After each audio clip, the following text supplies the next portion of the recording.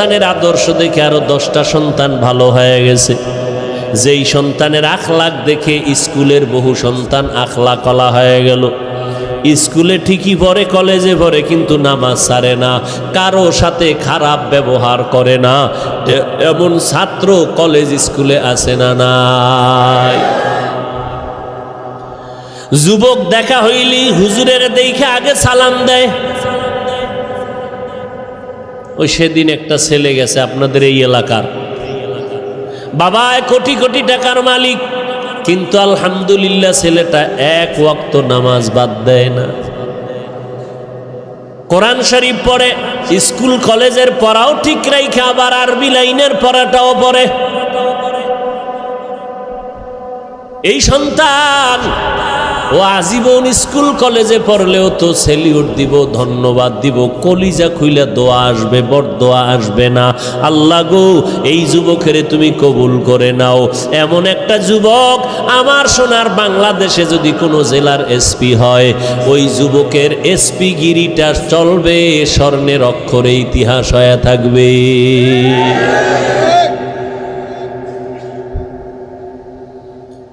আল্লাহ পাক বলেন, আমি মুমিনদের চাই বিনা হিসাবে জান্নাত দিতে, কারণ একটা সেকেন্ড হাসরের মাঠে দাঁড়ানোর ক্ষমতা কারো হবে না। আর যারা গুনাহমুক্ত হইয়া তওবা নামের দরজা দিয়া ঢুইকা কবরে যাবি রে বান্দা, কিয়ামতের ময়দানে আল্লাহ ডাকবে না, আয় সূর্যের গরম মাথায় লাগাইস না, সইতে পারবি না। আমি আল্লাহর ডাইন পার্শ্বে নূরের তৈরি আরশে আজিম, ওই আরশে আজিমের ছায়ায় গিয়ে তোরা আশ্রয় নে। একটু পরে মোহাম্মদ যাবে জান্নাতের তালা খুলতে।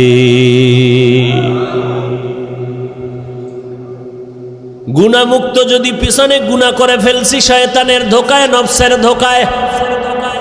এরে যুবক, মানুষের অন্তরে অনেক শখ থাকে। শখ কি কয়? আমি পার্কে যাবো। আল্লাহ কয় গেছো তো, এবার ফিরে যা। মনের ভেতরে তোর শখ ছিল তুই আড্ডা দিবি, নারীদের নিয়ে দিছো, এবার তওবা কর। মনের ভেতরে তোর শখ ছিল বিড়ি টানবি, গাঞ্জা খাবি, খাইছো, এবার তওবা কর। না হয় মহামারী তোরে এমন ভাবে আটকায় দিবে, মাকে মা বলে ডাক দেওয়ার টাইমও ভাবি না। রাতের বেলা মোবাইল চালাইয়া ঘুমাবি, সকাল বেলা মা আইসা দেখবে সন্তান জমিনে আর জিন্দা নাই। ও আল্লাহর বান্দারা, আমরা যারা টুপি পরলাম, দাড়ি রাখলাম, নামাজ পড়ি, পর্দা করি, হালাল খাই, কোরআন পড়ি,